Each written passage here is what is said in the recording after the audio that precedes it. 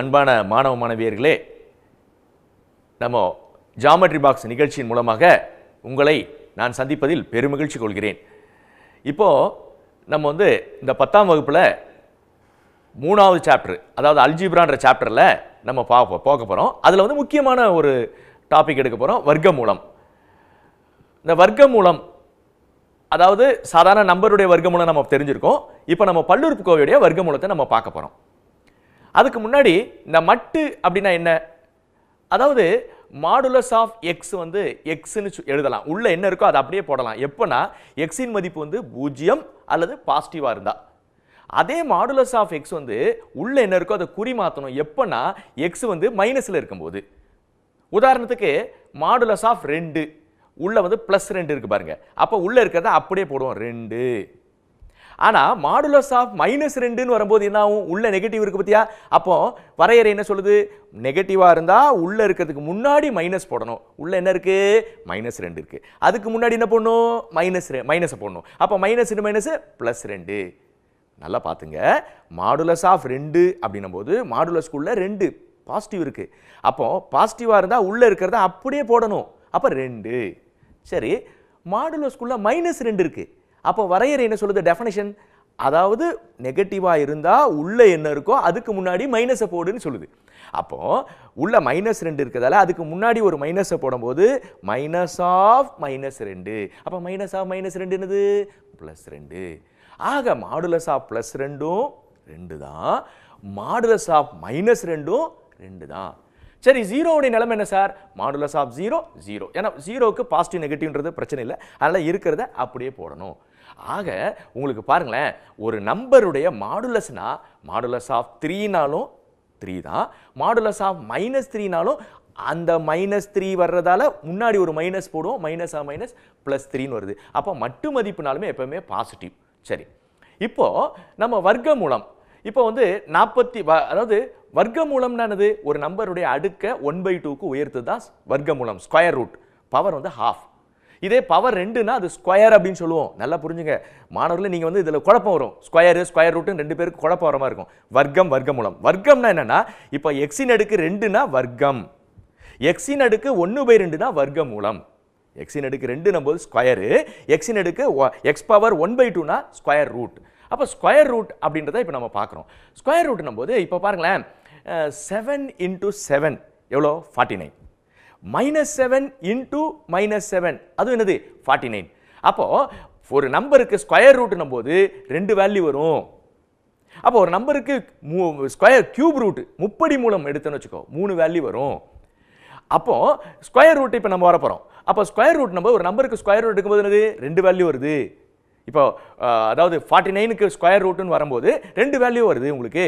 அப்போ 2 வேல்யூல நம்ம positive square root நம்ம பார்க்க போறோம். அப்போ ஒரு பல்லுறுப்புக்கோவையோட எப்படி நம்பருக்கு ஸ்கொயர் ரூட் வர்க்கமூலம்னா 2 மதிப்பு வருது, அதே மாதிரி ஒரு பாலினாமியலுக்கும் ஸ்கொயர் ரூட் எடுத்தா 2 வேல்யூ வரும். பட் நம்ம பாசிட்டிவ் ஸ்கொயர் ரூட், அதாவது மிகை வர்க்கமூலத்தை இப்போ நம்ம பார்க்க போறோம். சரி, இந்த மிகை வர்க்கமூலம் பார்க்கறதுக்கு முன்னாடி சில பேசிக்கா பாருங்களேன்.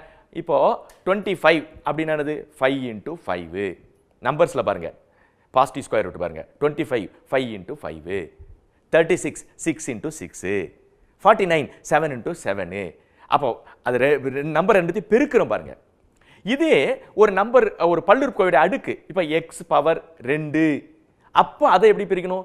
x⁻2ன்றத 1 + 1. சரி, x⁻4 அதை எப்படி பிரிக்கணும்? x⁻2 + 2.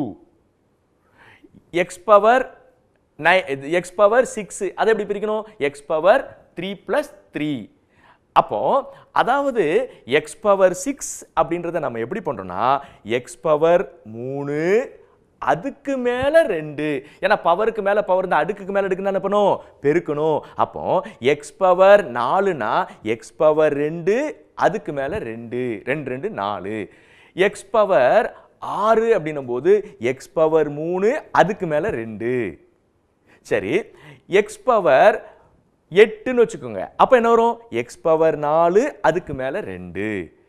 அப்போ இது ஸ்கொயர் ரூட் எடுக்கும்போது 2 மேல இருக்க அடுக்கு அப்படியே போய்கிட்டே வரும். அப்போ x2 வர்க்கமூலம் எடுத்தா x, எக்ஸ் பவர் 4 வர்க்கமூலம் எடுத்தா எக்ஸ் ஸ்கொயர், எக்ஸ் பவர் 6 வர்க்கமூலம் எடுத்தா எக்ஸ் பவர் 3, எக்ஸ் பவர் 8 வர்க்கமூலம் எடுத்தா எக்ஸ் பவர் 4. அப்படியே பாதி பாதியா குறையுது பாருங்க. எக்ஸ் பவர் 8 அத வர்க்கமூலம் எடுத்தா எக்ஸ் பவர் 4, எக்ஸ் பவர் 16 வர்க்கமூலம் எடுத்தா எக்ஸ் பவர் 8. அதுல பாருங்களேன், இந்த இடத்துல பாருங்க, இந்த இதை பேசிக்கா நீங்க கவனமா வச்சுங்க. இப்போ நம்ம வந்து ஒரு பல்லுறுப்புக்கோவையுடைய வர்க்கமூலத்தை நம்ம பார்க்க போறோம். சரி, பல்லுறுப்புக்கோவையுடைய வர்க்கமூலத்தை பார்க்கறதுக்கு முன்னாடி கொடுக்கப்பட்ட பல்லுறுப்புக்கோவை அந்த அடுக்கு வந்து ஏறு வரிசையில் இருக்கா இறங்கு வரிசையில் இருக்கா இதை உறுதிப்படுத்திங்க. அசெண்டிங் ஆர்டர்ல இருக்கா டிசெண்டிங் ஆர்டர்ல இருக்கா அப்படின்றத முதல்ல நீங்க கன்ஃபார்ம் பண்ணீங்க. சரி, இப்போ ஒரு நம்ம ப்ராப்ளம் ஒன்று நம்ம பார்க்கலாம். அதாவது 64x power 4 minus 16x cube plus 17x square minus 2x plus 1 இதனுடைய வர்க்கமூலத்தை நம்ம பார்க்க போறோம்.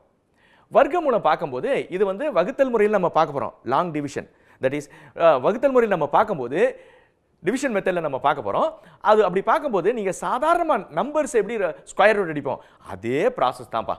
என்ன பண்ணணும்? ஃபர்ஸ்ட் பாருங்களேன், என்ன கொடுத்துருக்க? 64x power 4 minus 16x cube plus 17x square minus 2x plus 1.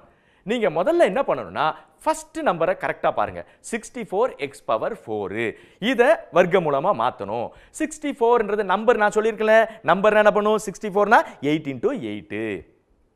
அப்புறம் அந்த x பவர் 4 அதை எப்படி பண்ணணும்? x ஸ்கொயர்னு பாருங்க. அப்போ அந்த 64x பவர் 4 8x ஸ்கொயர் இந்த சைடுலயும் அங்க 8x ஸ்கொயர் மேலையும் போட்டுங்க.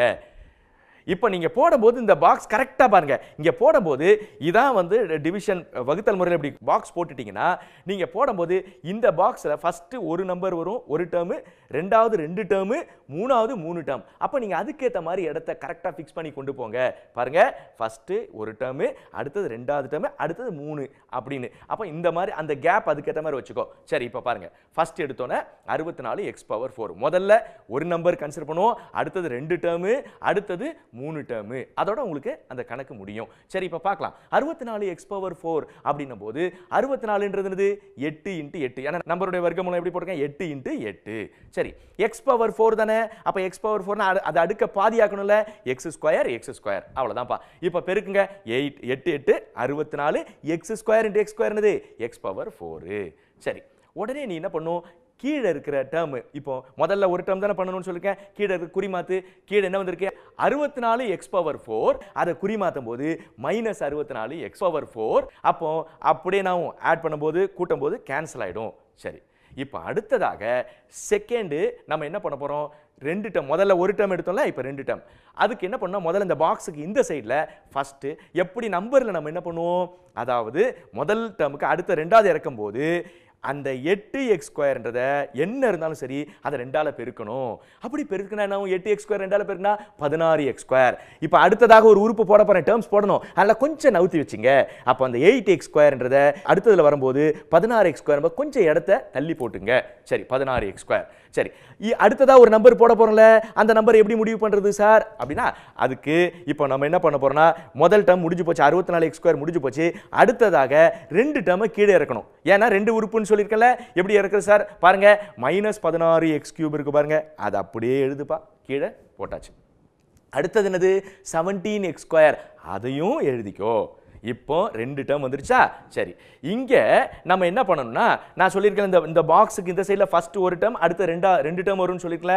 சரி, அந்த செகண்ட் இதில் வரும்போது நான் என்ன சொல்லியிருக்கேன்? மேலே 8x ஸ்கொயரை 2ஆல பெருக்கணும், 16x ஸ்கொயர் வந்துருச்சு. இப்போ அதுக்கு அடுத்ததாக ஒரு நம்பர் போடணும். அது எப்படி சார் ஃபிக்ஸ் பண்ணுறது அப்படின்னா நீங்கள் என்ன பண்ணணும்னா ஃபர்ஸ்ட் என்ன இருக்கு பாருங்க, இங்கே ரெண்டாவது இதில் மைனஸ் 16x கியூப் ஃபர்ஸ்ட் இருக்கு பாருங்க. ரெண்டாவது இப்போ நம்ம ஸ்டார்ட் பண்ண போறோம். அதுல ஃபர்ஸ்ட் டைம் என்னது? Minus 16x cube. அந்த மைனஸ் 16x கியூபை இங்க லெஃப்ட்ல இங்க என்ன இருக்கு? 16x square first time. அந்த ஃபர்ஸ்ட் டேர்மால டிவைட் பண்ணுங்க. அப்போ மைனஸ் 16x கியூபை 16x ஸ்கொயர்ல வகுக்கும் போது ஃபர்ஸ்ட் நம்பரை பாருங்க, அதுல 16 கேன்சல் ஆயிடும், மைனஸ். அப்புறம் மேல நம்பர் பவர் x பவர் என்ன இருக்கு? 3. கீழே என்ன இருக்கு? x square. வகுக்கும் போது மேல x பவர் 3, கீழே x ஸ்கொயர். x பவர் 3ல x ஸ்கொயர் கட் ஆயிட்டா ஒரு பவர் மட்டும் மேல இருக்கும். அப்போ என்ன இருக்கு? Minus x. ஸோ ரெடி ஆயிடுச்சு. மறுபடியும் சொல்ற பாருங்க, அதாவது செகண்ட் நம்ம இறக்கி இருக்கோம் பாருங்க, minus 16x cube plus 17x square. அதுல முதல் நம்பர் என்ன இருக்கு? Minus 16x cube. அந்த -16x³ இந்த சைடில் என்ன இருக்கு 16x² இருக்கு பாருங்க, அதால டிவைட் பண்ணணும். அப்போ -16x³ 16x² டிவைட் பண்ணும்போது அங்க 16 நாவும் கேன்சல் ஆயிடும், மைனஸ் இருக்கும். அங்க மேல என்ன இருக்கு x³, கீழே என்ன இருக்கு x². அப்ப x³ x² அடிச்சிட்டா x. ஆக -x. அந்த -x இந்த சைடுல அந்த 16x² பக்கத்துல -x போட்டுக்கிறோம். அதே மாதிரி மேலையும் -x போட்டுக்கோ. இப்போ நீங்க மேலே போட்ட -x வச்சுக்கிட்டு ஃபர்ஸ்ட் டேர்ம் 16x² பெருக்கு 16x² இன்டூ -x போது அங்க மேலே மைனஸ், இங்க plus, plus into minus minus. 16x² into X தானே, x² எக்ஸையும் மல்டிப்ளை பண்ணா எக்ஸின் அடுக்கு ஒன்று கூடும்ல, பெருக்கும் போது அடுக்கு கூட்டும்ல, x², அங்க x⁻1, அப்ப பெருக்கும் போது எக்ஸின் அடுக்கு 3. அப்போ -16x³ ஃபர்ஸ்ட் டேர்ம் போட்டாச்சா. அடுத்தது ரெண்டாவது டேர்ம் பாருங்க, அதே -x வச்சுக்கிட்டு ரெண்டாவது டேர்ம் இங்க கீழே இந்த சைடுல என்ன இருக்கு -x, மேல இருக்க -x வச்சு முதல்ல 16x² பெருக்கணும். அதே மேல இருக்க -x வச்சு இங்க இருக்க ரெண்டாவது டேர்ம் -x பெருக்கணும்ல. அப்போ minus into minus plus, x⁻1 பெருக்கும் போது அடுக்கு கூட்டும், 1 + 1 2, அதாவது x⁻2. அதுதான்ப்பா ரெண்டாவது டேர்மா போட்டாச்சு. சரி, இப்போ நம்ம அந்த ஸ்டெப்பை முடிக்கிறோம்ல. அங்க என்ன பண்ணும், கீழே இருக்கிறத சைன் மாத்தணும்ல. கீழே என்ன இருக்கு -16x², அதை குறி மாத்தினா +16x², மேல என்ன இருக்கு -16x², அப்படியே கேன்சல் ஆகும். அடுத்ததாக கீழே என்ன இருக்கு +x², அதை குறி மாத்தினா -x², மேல என்ன இருக்கு +17x², 17x². அப்ப 17x² -x² போச்சுன்னா 16x². முடிஞ்சு போச்சா. சரி, இப்போ அடுத்ததாக மூணாவது ஸ்டெப்புக்கு வர போறோம். மூணாவது ஸ்டெப், நான் ஃபர்ஸ்ட் ஸ்டெப்ல 1 கான்ஸ்டன்ட் பண்ணுவோம், ரெண்டாவது ஸ்டெப்ல 2 உறுப்பு, மூணாவது ஸ்டெப்ல 3 உறுப்பு வரணும்ல. அப்படியே மேல இருக்க -2x +1 இருக்குல்ல, அது அப்படியே கீழே இருக்குப்பா. அப்போ நமக்கு மிஞ்சினது வந்து மூணாவதுல 16x² வந்திருக்கு. அப்புறம் நமக்கு 3 உறுப்பு வேணுன்றதால மேல இருக்க -2x + 1 அப்படியே கீழே இறக்கிக்கோ. சரி, இறக்கியாச்சு. இப்போ அதே மாதிரி லெஃப்ட்ல, இந்த பாக்ஸுக்கு லெஃப்ட்ல பார்க்கணும்ல. லெஃப்ட்ல ஏற்கனவே முதல் ஸ்டெப் என்னது 8x², அதுக்கு பிறகு அந்த 8x² 2ஆல பெருக்கிறோம் 16x². இப்போ 16x² 8x² பெருக்கி வந்ததால ஒரு வாட்டி 2ஆல பெருக்கிட்டா அடுத்தது பெருக்க கூடாது. அப்ப அதே 16x² போட்டுக்கோ. சரி, மேல ரெண்டாவது டேர்ம் என்ன இருக்கு 16x² பக்கத்துல -x இருக்குல்ல, அதை 2ஆல பெருக்கு -2x போட்டாச்சு. இப்போ மூணாவது உறுப்பை நம்ம ஃபில் பண்ணணும். பாருங்க, அதாவது முதல்ல 8x², சைடு பாக்ஸுக்கு இந்த சைடில், ரெண்டாவது 16x² - x, மூணாவது 3 டேர்ம் வரணும். இந்த முதல்ல 8x² 2ஆல பெருக்கி தான் 16x² வந்திருக்கதால மூணாவதா மறுபடியும் போடும்போது 16x² தான் போடணும். மறுபடியும் அதை 2ஆல பெருக்கக்கூடாது. ஒரு வாட்டி பெருக்கிட்டா 2ஆல பெருக்கக்கூடாது. சரி, ஆனால் இப்போ ரெண்டாவது ஸ்டெப்பில் -x இருக்குல்ல, அந்த -x வந்து புதுசாக தானே வந்திருக்கு. அப்போ அதை 2ஆல பெருக்கணும்ல. -x 2ஆல பெருக்கினா -2x. இப்போ மூணாவது ஒரு உறுப்பு போடணும். அதை எப்படி முடிவு பண்றது? வழக்கம் போல இங்க வந்திருக்கிறதுல பாருங்க, உள்ள பாக்ஸ்க்குள்ள என்ன இருக்கு, ஃபர்ஸ்ட் டேர்ம் 16x². அந்த ஃபர்ஸ்ட் டேர்ம்ல இந்த இங்க லெஃப்ட்ல பாக்ஸுக்கு இங்க இருக்கு பாருங்க, அங்க என்ன இருக்கு 16x², அதால வகுங்க. 16x² 16x² வகுத்தா மதிப்பு எவ்வளோ 1. அந்த 1 மேலையும் போட்டுக்கோ, இங்க மூணாவது பாக்ஸ் லெஃப்ட்ல மூணாவது நம்பர் அந்த +1 அதையும் போட்டுக்கோ. இப்போ மேல இருக்க 1 என்ன பண்ணும், அந்த 16x² பெருக்கு, ஓர் 16x², 16x². 1 × -2x என்னது -2x, ஓர் 1 1 வந்துருச்சாப்பா. இப்போ கீழே இருக்கிறது என்ன பண்ணும், குறி மாத்தம்ல. கீழே 16x² தானே, -16x² மாத்தும் போது மேலே ஏற்கனவே +16x², அப்படியே கேன்சல் ஆகும். கீழே -2x தானே, அது குறி மாத்தினானது +2x, மேலே என்ன இருக்கு -2x, அப்படியே கேன்சல் ஆகும். கீழே என்ன இருக்கு +1 தானே, மேலே என்ன இருக்கு, கீழே இருக்க +1 தான் குறி மாத்திருக்கோம், -1, மேலே என்ன இருக்கு +1, அப்படியே கேன்சல் ஆகிடும். டோட்டல் என்ன வந்துருது 0. ஆக மேலே இருக்கிறது நமக்கு ஈவு என்ன கிடைச்சிருக்கு பாருங்க, ஈவு கோஷன்ட் அப்படின்னு சொல்லுவோம்ல, அந்த ஈவு மதிப்பு எவ்வளோ 8x² - x +1. அதுக்கு வெறும் நம்ம போடும்போது √12 போட்டிருக்கீங்க சார், போட்டுட்டு மாடுலஸ் ஏன் சார் போட்டிருக்கீங்கன்னா இங்கே மிகை மறுக்கு மூலம் எடுக்கிறோம். அது பிளஸ் ஆர் மைனஸ் ரெண்டு வாய்ப்பு வரும்ல, நமக்கு வேண்டியது மிகை வர்க்கமூலம் தானே, அதனால மாடுலஸ் போடுறோம். ஏன்னா மாடுலஸ் ஆஃப் ரெண்டு தான், மாடுலஸ் ஆஃப் மைனஸ் ரெண்டு தான். அப்போ மாடுலஸ்க்கு உள்ள இருக்கிறது ரெண்டு மதிப்பே இருக்கும், ஒன்று பிளஸ் இன்னொன்று மைனஸ். ஆனால் வெளியில் மாடுலஸ் போடும்போது அது ஆட்டோமேட்டிக்காக அது உள்ள என்ன நம்பர் இருந்தாலும் அது பாசிட்டிவாக மாறிடும். ஆக 64x⁴ minus 16x³ plus 17x² minus 2x + 1 அந்த பாசிட்டிவ் ஸ்கொயர் ரூட் மிகை வர்க்கமூலம் எவ்வளோனா மாடுலஸ் ஆஃப் 8x² - x + 1 அப்படின்றது நமக்கு கிடைக்குதுப்பா. மாணவர்களே, இப்போ நம்ம அடுத்ததாக பார்க்க போகிறது வந்து ax⁴ + bx³ + 361x² + 220x + 100 என்ற பல்லுறுப்புக்கோவை முழு வர்க்கமெனில் a b-இன் மதிப்பை கண்டுபிடிக்க சொல்கிறாங்க. பார்த்துங்க, அதாவது முழு வர்க்கம் அப்படின்னு சொல்லிட்டு ஏபியோட மதிப்பு கொடுத்துருக்காங்க. சார், அப்போ போன சம் பார்த்தோமே அது முழு வர்க்கம் தானே? ஆமாம், அது வர்க்க மூலம் நம்ம கண்டுபிடிக்கிறது. அதாவது எப்போ வந்து மீதி 0 வருதோ அப்போ அது முழு வர்க்கம். அங்கே வந்து முழு வர்க்கன்ற வார்த்தையை அவங்க கொடுக்கல. நம்ம வந்து என்னது, மீதி வந்து 0 ஆட்டோமேட்டிக்காக வருது, அப்போ நம்ம முழு வர்க்கன்றது தெரிய வருது. ஆனால் இங்கே முன்கூட்டியே அவங்க முழு வர்க்கம் கொடுத்துருக்காங்க. ஏன் சார் அப்படி முன்கூட்டியே கொடுத்தாங்கன்னா, இங்கே கண்டுபிடிக்க வேண்டியது ஏபியின் மதிப்பை கண்டுபிடிக்க சொல்கிறாங்க. அப்போ மதிப்பை கண்டுபிடிக்கணும்னா அப்போ அது வந்து முழு வர்க்கம் அப்படின்றத நம்ம உறுதி கொடுத்தா மட்டும்தான் அதை கண்டுபிடிக்க முடியும். அதனால் இங்கே என்ன பண்ணிட்டாங்க, ஏபியை கண்டுபிடிக்கிறதுக்காக வேண்டி முன்கூட்டியே அந்த பல்லுறுப்புக்கோவை முழு வர்க்கம் அப்படின்னு சொல்லிட்டாங்க. அப்போ கட்டாயமாக அதனுடைய மீதி என்ன வரணும், 0 வரணும் அப்படின்றது தான். சரி, இப்போ பார்க்கலாம். ஏன் சார் முழு வர்க்கம்னா, இப்போ நான் சொன்னேன்ல, அதாவது √9 நம்பது 3, ஆனால் √10 நம்பது 3 புள்ளின்னு வருது பாருங்க. அப்போ அந்த இடத்துல மீதி வந்து அதை வகுத்து பார்க்கும்போது அந்த வகுத்தல் முறையில் வகுத்துன்னு வச்சுங்களேன், 9க்கு பாசிட்டிவ் மிகை வர்க்க மூலம் அப்படின்னா கரெக்டாக மீதி வந்து 0 வந்துடும், ஈவு வந்து 3 வரும். ஆனால் 10ன்னு வரும்போது அப்போ வந்து வகுத்துன்னு வச்சுங்களேன், மீதி வந்து 0 வராது. அதே மாதிரி இங்கே பல்லுறுப்புக்கோவை முழு வர்க்கம் அப்படின்னு கொடுத்துட்டாங்க. அப்போ கட்டாயமாக மீதி 0 வரணும். சரிப்பா, இப்போ பார்க்க போகிறோம்.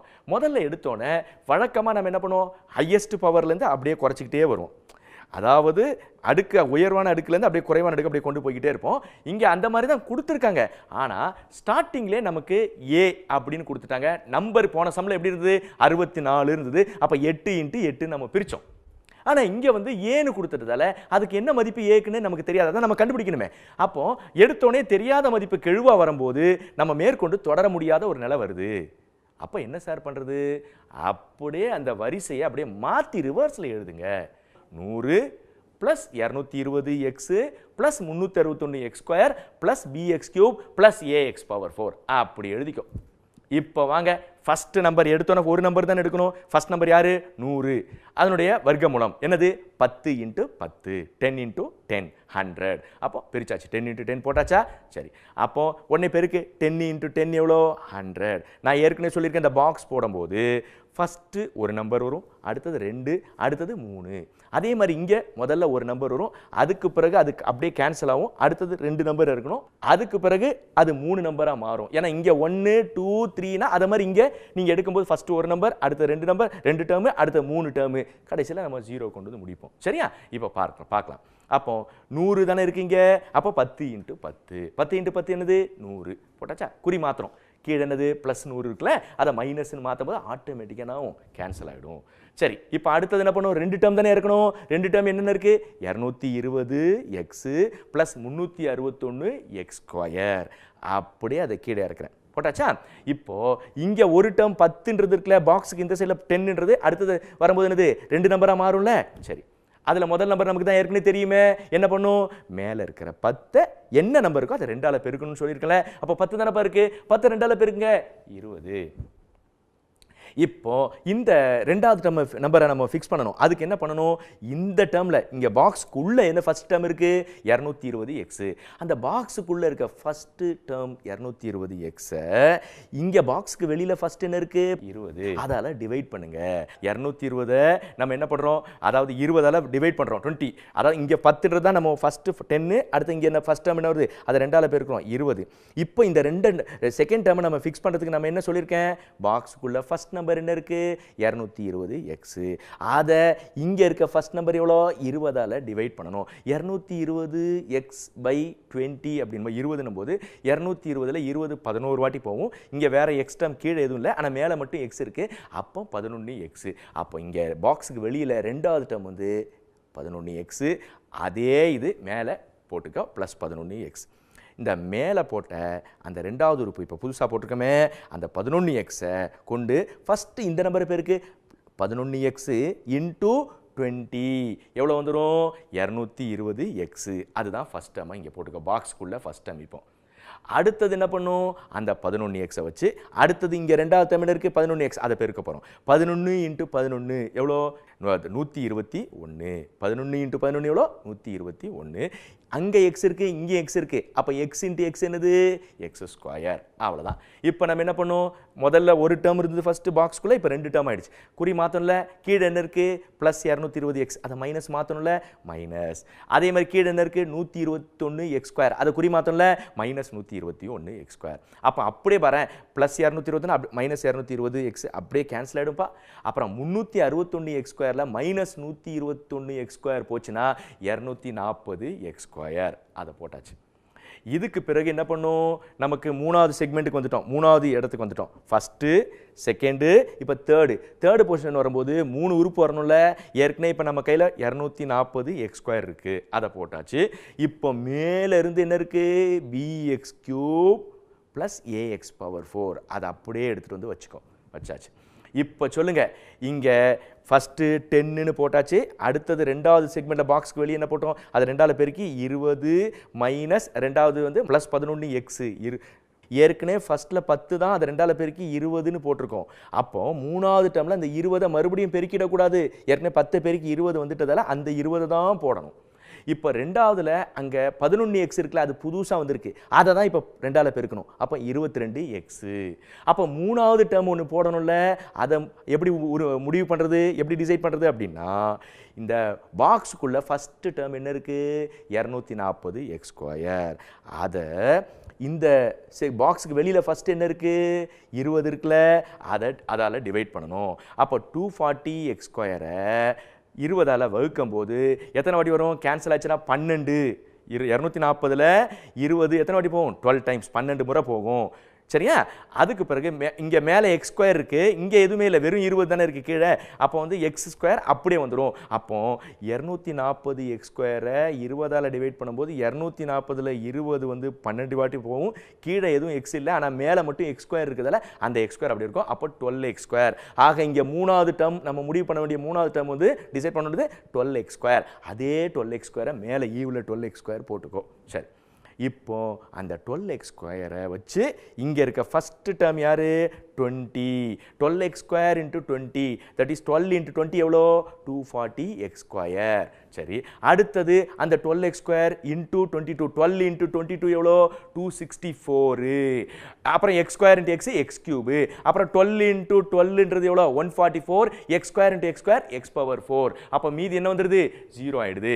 சரி ஏன்னா கட்டாயமாக அதாவது முழு வர்க்கம் சொல்லிட்டதால கட்டாயமாக 0 வரணும். சரி போட்டாச்சு. இப்போ ஒவ்வொரு கீழே இருக்க சைன் மாற்று மைனஸ் 240x² அப்படின்னு மாற்றும் போது மேலே 240x² கேன்சல் ஆகிடும். அப்புறம் மேலே கீழே இருக்கு b கீழே என்ன இருக்கு 264 அதை சைனை மாத்தினா மைனஸ் 264. அப்போ b மைனஸ் 264 ஈக்குவல் டு என்ன வரணும் 0. அதுலேருந்து b ஈக்குவல் டு எவ்வளோ 264. சரி மூணாவது பாருங்க என்ன இருக்கு அங்கே கெழு a இருக்கு. இங்கே என்ன இருக்குது கீழே 144 தானே சைன் மாற்றணும்ல மைனஸ் 144. அப்போ மேலே உள்ள கெழு வந்து கோஎஃபிஷியன்ட் வந்து a கீழே வந்து அது சைன் மாற்றும் போது மைனஸ் 144 ஈக்குவல் டு என்ன வரணும் 0. Therefore a equal to 144. ஆக b மதிப்பு 264 a மதிப்பு எவ்வளோ 144 அப்படின்னு வருது. இது நம்ம எப்படி சொல்கிறோம் அங்கே முழு வர்க்கம் அதாவது முழு வர்க்கம் கொடுத்துட்டதால கட்டாயமாக மீதி 0 வரணும். அப்படின்னும் போது நம்ம மேலே இருக்கிறத குறி மாத்திரம் அதாவது மேலே ஃபஸ்ட் டேர்ம் அப்படியே ஆட்டோமேட்டிக்காக நம்பர் இருக்கிறதால கேன்சல் ஆகிடும். ரெண்டாவது டேர்ம் என்னது கீழே இருக்க குறி மாத்திரம் மைனஸ் 264. அப்போ b மைனஸ் 264 ஈக்குவல் டு என்ன வரணும் 0. அதுலேருந்து b ஈக்குவல் டு 264. அதே மாதிரி அந்த மூணாவது டேர்ம் பாருங்க மேலே என்ன இருக்கு a கீழே 144 குறி மாத்தினா minus 144 equal to 0. Therefore a equal to 144. So கணக்கு ஃபினிஷ்ட் ஆகிடுது. இந்நிகழ்ச்சியை பற்றிய தங்களின் மேலான கருத்துக்களை கீழ்கண்ட முகவரிக்கு கடிதம் மூலமாகவோ மின்னஞ்சல் மூலமாகவோ குறுஞ்செய்தி மூலமாகவோ தெரியப்படுத்தலாம். அனுப்ப வேண்டிய முகவரி சிறப்பு அலுவலர் கல்வி தொலைக்காட்சி 8ஆம் தளம் அண்ணா நூற்றாண்டு நூலகம், காந்தி மண்டப சாலை, கோட்டூர்புரம், சென்னை 6,85,000. தொலைபேசி எண் 7824015000.